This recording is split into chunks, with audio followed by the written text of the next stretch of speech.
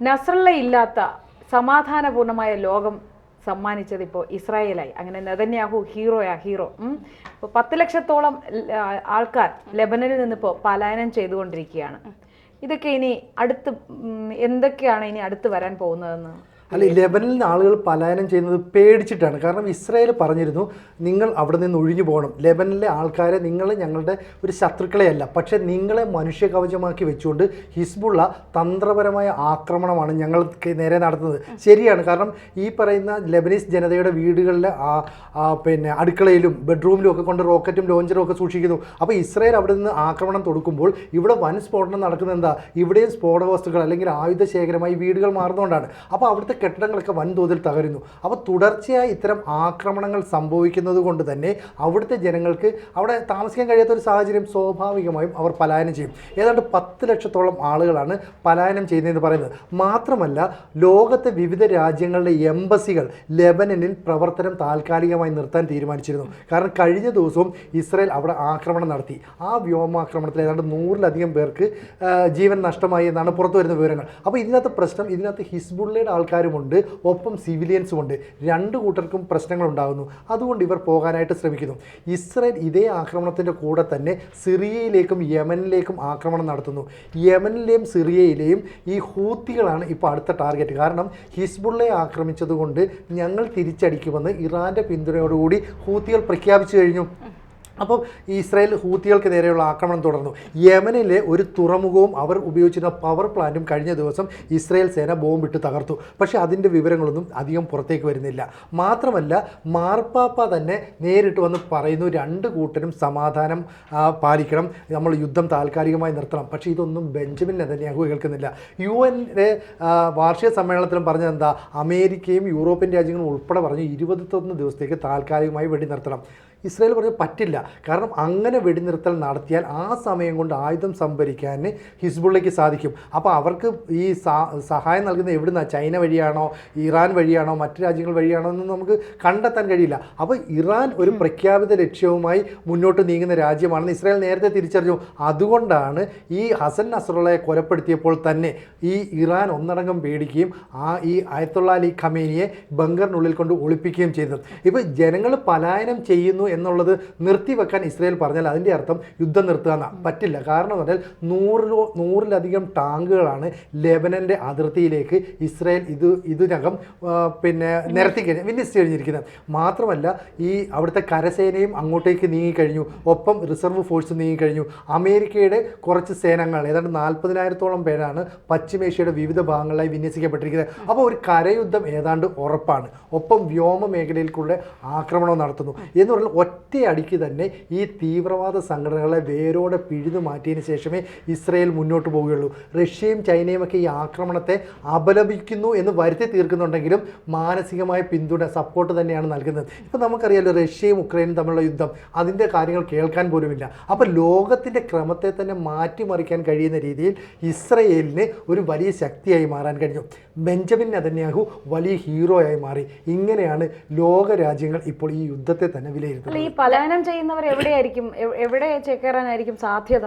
ഇപ്പം പലായനം ചെയ്യുന്നവർ ഇപ്പോൾ ലെബനിൽ നിന്ന് പോയി കഴിഞ്ഞാൽ ഇപ്പോൾ ഈ സിറിയയിൽ അല്ലെങ്കിൽ യമനിലേക്കൊക്കെ പോയാൽ അവിടെ ഇഷ്ടംപോലെ വിസ്തൃതിയുള്ള സ്ഥലമാണ്. താൽക്കാലികമായി അവർ അക്കോമഡേറ്റ് ചെയ്യുമോ എന്നുള്ളത് മാത്രമാണ് പ്രശ്നം. കാരണം ഈ ജനവാസ കേന്ദ്രങ്ങളിലായിരിക്കുമല്ലോ എപ്പോഴും ഹിസ്ബുള്ളയുടെ തീവ്രവാദികൾ ഒളിച്ചിരിക്കുന്നത്. മറ്റിടത്ത് വിദ്യാഭ്യാസ സ്ഥാപനങ്ങളും ആശുപത്രികളുമാണെങ്കിൽ ഇവിടെ വീടുകളിലാണ്, ഫ്ലാറ്റുകളിലാണ്. അവിടെ പോയി ഈ സാധനങ്ങളെല്ലാം ഒളിപ്പിച്ച് വെച്ചിട്ട് ഇവർ ബങ്കറിനുള്ളിൽ പോയി ഒളിച്ചിരിക്കും. പക്ഷേ യമനിലും സിറിയയിലും പോയാൽ അവർ സേഫ് ആകുമോ? കാരണം ഇസ്രായേൽ ഇപ്പം ഹൂത്തികൾക്കെതിരെയുള്ള ആക്രമണം ശക്തമാക്കുമ്പോൾ സിറിയയിലും യമനിലും എല്ലാം ആക്രമണം ഇനി തുടരാനാണ് സാധ്യത. എന്തായാലും ഹൂത്തികൾ പിന്മാറുമെന്ന് തോന്നുന്നില്ല. അല്ല, ഇസ്രായേലിന് മുമ്പിൽ ഒറ്റ ഓപ്ഷനിലേ ഉള്ളൂ. ഇസ്രായേൽ പറയുന്നത് നിങ്ങൾ ഇവിടെ നിന്ന് ഒഴിഞ്ഞു പോകണം. ഒഴിഞ്ഞു പോകാൻ ലെബനിലെ ബെയ്റൂത്തിലേക്കാണ് ഇവർക്ക് പോകാൻ മറ്റൊരു ചാൻസ്. പക്ഷേ ബെയ്റൂത്തിലെ ആളുകളൊന്നും നിറഞ്ഞാൽ എന്ത് ചെയ്യും? അപ്പം ഓപ്ഷൻ ഇല്ല. അപ്പോൾ ആ യുദ്ധം കഴിഞ്ഞിട്ട് അല്ലെങ്കിൽ ഇവരെല്ലാം തീർത്തതിന് ശേഷം നിങ്ങൾ തിരിച്ചു വന്നോളൂ, ഇതേ ഇസ്രായേലിന് പറ്റൂ. അല്ലാതെ ഓരോരുത്തരെയും കൊണ്ടുപോയി മാറ്റിപ്പാർപ്പിക്കാനില്ല. കാരണം യുദ്ധത്തിൽ നിയതമായ നിയമങ്ങളുണ്ടെന്ന് നമുക്ക് പറയാൻ പറ്റില്ല. അവിടെ ലക്ഷ്യം മാത്രമാണ്, വിജയം മാത്രമാണ്. അപ്പോൾ ഇവർ എപ്പോൾ വേണമെങ്കിലും ആക്രമണം നടത്താം എന്ന് പേടിച്ച് വീടും ബാക്കിയുള്ള കാര്യങ്ങളും എല്ലാം ഇട്ടെറിഞ്ഞ് പോവുക മാത്രമേ ഉള്ളൂ. കാരണം ഈ ആക്രമണത്തിൽ കെട്ടിടങ്ങളെല്ലാം തകരുകയല്ലേ, ജനവാസ കേന്ദ്രങ്ങളിലേക്കാണ് ഈ ആക്രമണം നടത്തുന്നത്.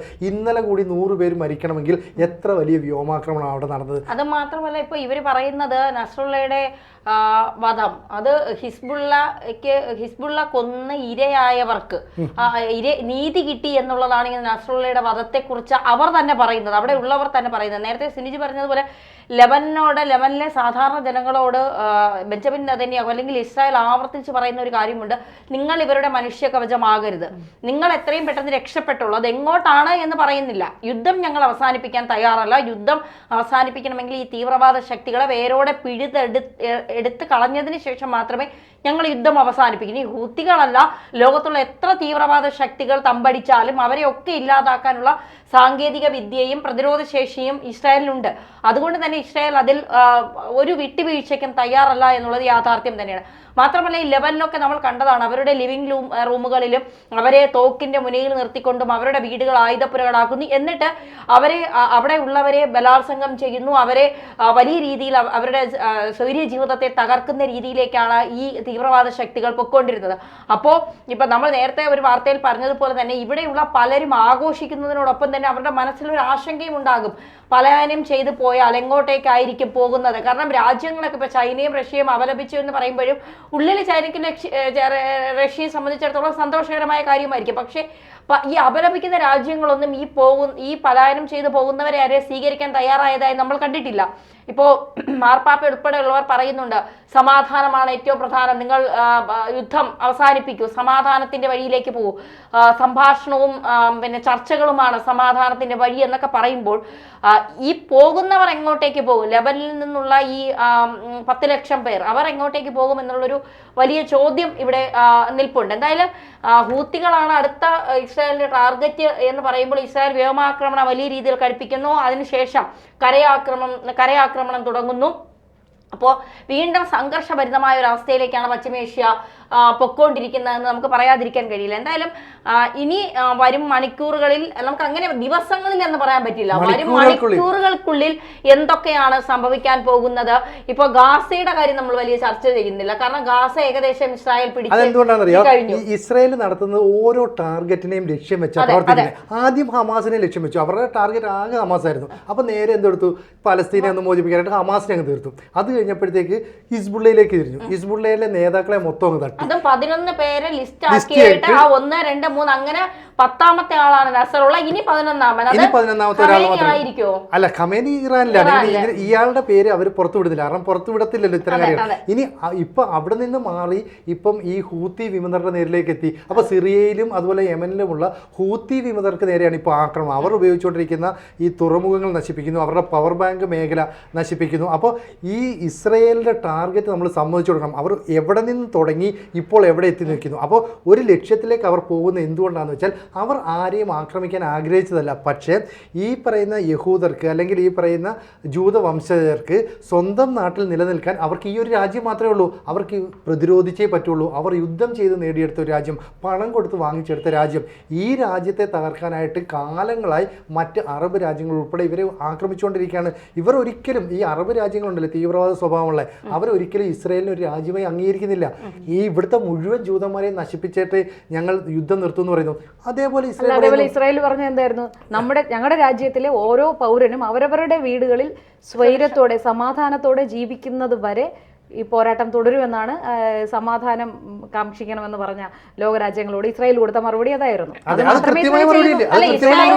ഏറ്റവും വലിയ ഗുണം എന്തെന്ന് വെച്ചാൽ ഇസ്രായേലിലെ ജനങ്ങൾക്ക് ആ രാജ്യത്തോടുള്ള സ്നേഹം മറ്റൊരു രാജ്യക്കാർക്കും ഇല്ല എന്നുള്ളതാണ്. അവർ ആ രാജ്യത്തിന് വേണ്ടി എന്തും ചെയ്യാൻ തയ്യാറായി നിൽക്കുകയാണ്. യുദ്ധമാണെങ്കിൽ യുദ്ധം, മരണപ്പെടാൻ തയ്യാറായി, സ്വയം ജീവൻ തന്നെ രാജ്യത്തിന് വേണ്ടി നൽകാൻ തയ്യാറായി നിൽക്കുന്നവരാണ് ഇസ്രായേലിന്റെ ഏറ്റവും വലിയ ശക്തി എന്ന് പറയുന്നത്.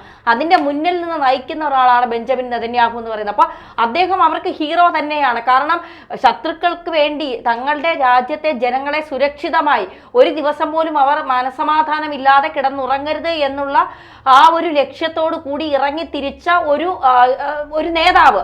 ആ നേതാവിന്റെ പിന്നിൽ അണിനിരക്കാൻ ലക്ഷക്കണക്കിന് ജനങ്ങൾ ഒപ്പമുണ്ട് എന്നുള്ള ധൈര്യം തന്നെയാണ് ബെഞ്ചമിൻ നെതന്യാഹുവിനെ ഈ ഒരു തീവ്രവാദ ശക്തികളെ തകർക്കാൻ അല്ലെങ്കിൽ തീർക്കാൻ അദ്ദേഹത്തെ പ്രേരിപ്പിക്കുന്നത് തന്നെയാണ്, നമുക്ക് പറയാതിരിക്കാൻ കഴിയില്ല. ഈ ഹസൻ നസ്രള്ളയുടെ ഒപ്പം ഏതാണ്ട് 20ഓളം ഹിസ്ബുള്ളയുടെ നേതാക്കളും കൊല്ലപ്പെട്ടു എന്നാണ് ഏറ്റവും ഒടുവിൽ പുറത്തു വരുന്ന വിവരം. എന്ന് പറഞ്ഞാൽ ഇനി ഹിസ്ബുള്ളെ ആര് നയിക്കും എന്നതിനെക്കുറിച്ച് അവർക്ക് വ്യക്തമായി യാതൊരു ധാരണയില്ല. തന്നെ നേരത്തെ പറഞ്ഞതുപോലെ ഇസ്രയേൽ പുറത്തുവിട്ട ഒരു കണക്കിൽ 11 നേതാക്കളാണ് പ്രധാനമായിട്ടുള്ളത്. ഇതിൽ 10 പേരെയും കൊന്നു. ഇനി ഒരാളെ കൂടി കിട്ടാനുണ്ട്. അത് ആരാണെന്ന് അവർ പുറത്തു വിടുന്നില്ല. അയാൾ ഇതുപോലെ ബങ്കറിനുള്ളിലൊക്കെ പോയി ഒളിപ്പിച്ചാലോ? അപ്പോൾ ഇസ്രയേലിൻ്റെ മൊസാദിൻ്റെയൊക്കെ ഒരു ടാർഗറ്റ് അവരെങ്ങനെയാണ് അത് അച്ചീവ് ചെയ്യുന്നതെന്ന് ലോകത്തിന് തന്നെ ഒന്ന് കാണിച്ചു കൊടുത്തു. അപ്പോൾ നമ്മളെന്താ വിചാരിച്ചാൽ മൊസാദിൻ്റെയൊക്കെ ഒരു പ്രൗഢകാലം കഴിഞ്ഞുപോയി. പക്ഷേ അവർ ആ പ്രതാപത്തിലേക്ക് തിരിച്ചു വന്നു എന്നാണ് ഈ ഹിസ്ബുള്ളയ്ക്ക് നേരെയും ഹൂത്തികൾക്ക് നേരെ ഇപ്പോൾ നടത്തുന്ന ആക്രമണം കൊണ്ട് മനസ്സിലാകുന്നത്. ഒപ്പം തന്നെ കരസേനയും മൊത്തത്തിൽ ഒരു യുദ്ധത്തിനുള്ള തയ്യാറെടുപ്പുകൾ നടത്തുന്നതോടെ ലോകം ഈ പശ്ചിമേഷ്യ മേഖലയൊക്കെ തന്നെ വലിയൊരു യുദ്ധത്തിൻ്റെ പശ്ചാത്തലത്തിലേക്ക് നീങ്ങുന്നു.